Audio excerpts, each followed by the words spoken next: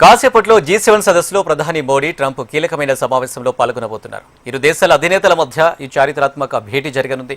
సమావేశంలో ప్రధానంగా ప్రస్తుతం ప్రపంచాన్ని కుదిపేస్తున్న పశ్చిమాసియా సంక్షోభం, అంతర్జాతీయ చమురు రవాణాకు గుండెకాయ లాంటి హర్ముజ్ జలసంధి, భద్రత, ఇండో-యుఎస్ ఇంధన భాగస్వామ్య బలోపేతం పాటు ఇరు దేశాల మధ్య కొత్త వాణిజ్య ఒప్పందాల వంటి పలు వ్యూహాత్మక అంశాలపై మోడీ, ట్రంప్ సుదీర్ఘంగా చర్చించనున్నారు. ఇక ప్రపంచ ఆర్థిక వ్యవస్థలను ప్రభావితం చేసే అంశాలు ఈ చర్చల ఎజెండాలో ఉండడంతో అంతర్జాతీయ సమాజం ఈ భేటీ వైపు ఎంతో ఆసక్తిగా చూస్తుంది.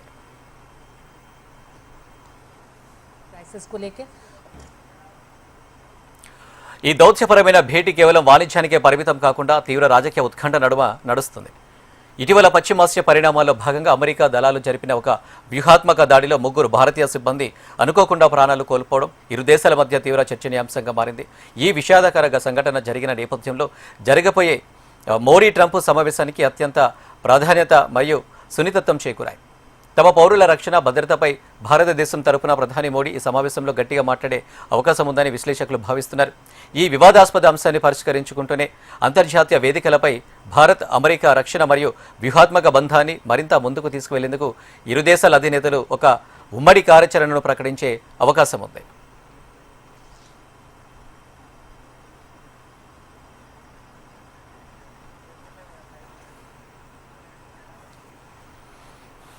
రైట్గా కాసేపట్లో G7 సదస్సులో ప్రధాని మోడీ, ట్రంప్ కీలకమైన భేటీ కానున్నారు. ఇక భేటీకి సంబంధించి మరిన్ని డీటెయిల్స్ మా కన్సల్టెంట్ ఎడిటర్ శివప్రసాద్ లైవ్లో అందించడానికి సిద్ధంగా ఉన్నారు.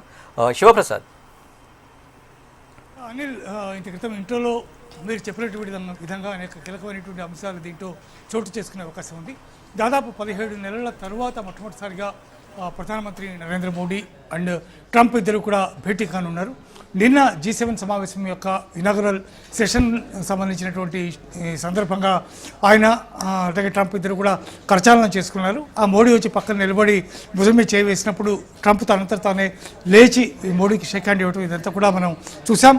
ఆ తర్వాత గ్రూప్ ఫోటో సందర్భంగా ట్రంప్ని తానే నడిపించుకుంటూ పక్కన చేయూతం ఇచ్చి నడిపించుకుంటూ తీసుకెళ్లి వేదికనెక్కి ఇచ్చినటువంటి సందర్భాన్ని కూడా మనం చూసాం. అంటే అదంతా కూడా చాలా కార్డియల్గా మనకి కనిపిస్తున్నది. కానీ లోపల ఉన్నటువంటి అనేక రకాలైనటువంటి ఇష్యూస్కి సంబంధించి ఇవాళ కీలకమైనటువంటి చర్చ జరిగే పరిస్థితి కనిపిస్తుంది. ముఖ్యంగా ట్రేడ్ డీల్కి సంబంధించి ఇప్పటికే అనేక రకాల అంశాల్లో ఇద్దరి మధ్య చాలా తీవ్రమైనటువంటి పైకి చాలా మిత్రదేశం, ఇద్దరు మోడీ చాలా మిత్రుడు, చాలా బాగుంది అనుకుంటూనే టారిఫ్ విషయంలో ట్రంప్ ఏం చేశాడో మనకు తెలిసినటువంటి విషయమే. అందువల్ల ట్రేడ్ డీల్ మూవ్మెంట్ బాగా జరుగుతున్నటువంటి వేళ ఖచ్చితంగా ట్రేడ్ డీల్కి సంబంధించి ఒక కీలకమైనటువంటి నిర్ణయం తీసుకునే అవకాశం ఉంది.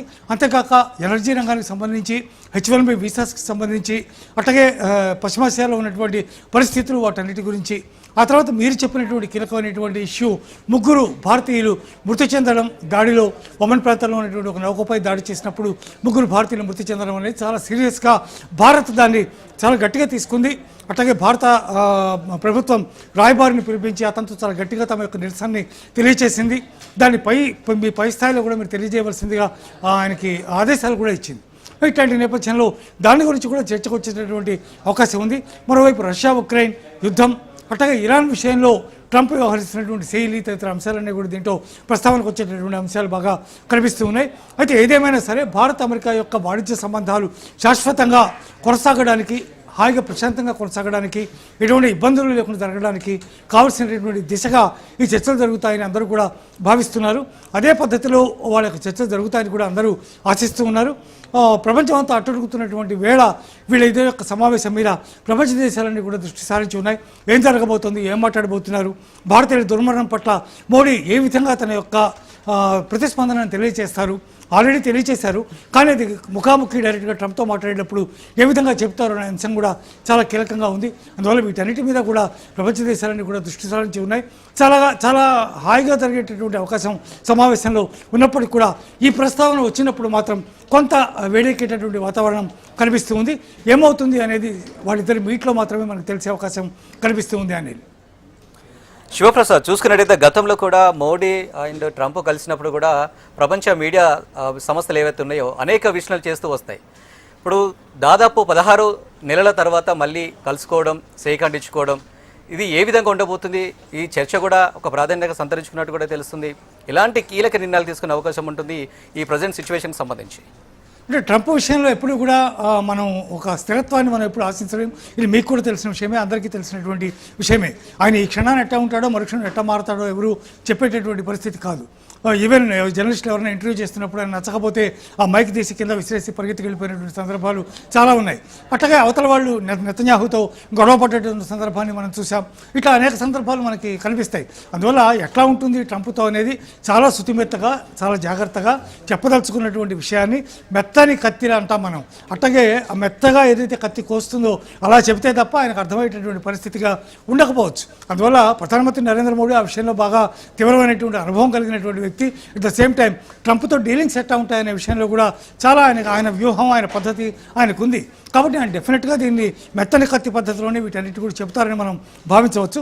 ముఖ్యంగా పశ్చిమాసియా వ్యవహారాలు, అక్కడ సెటిల్ అవుతున్నటువంటి పరిస్థితులు, హర్ముజ్, దాంతోపాటు H1B వీసా వ్యవహారంలో ట్రంప్ తీసుకున్నటువంటి నిర్ణయాలు, భారతీయులు పడుతున్నటువంటి అవస్థలు, ఇక్కట్లు, అలాగే భారతీయ విద్యార్థుల యొక్క సమస్యలు, ఇవన్నీ కూడా దాంట్లో చర్చకు వచ్చేటటువంటి అవకాశం ఉంది. At the same time energy రంగానికి సంబంధించి కూడా ఇద్దరి మధ్య తీవ్రమైనటువంటి చర్చ జరిగే అవకాశం కనిపిస్తూ ఉంది. మరోవైపు దీర్ఘకాలికమైనటువంటి వాణిజ్య ఒప్పందం జరగాలి, తాత్కాలికంగా కాకుండా దీర్ఘకాలికంగా జరగాలి. లేకపోతే ఈ టారిఫ్లు, గొడవ వ్యవహారం ఇవన్నీ కాకుండా ఈ 10%, 12%, 15% ఎప్పుడు ఇష్టం వచ్చినట్టు అప్పుడు వేయడం కాకుండా నాకు సిస్టమ్ అనేది ఒకటి ఏర్పడాలి.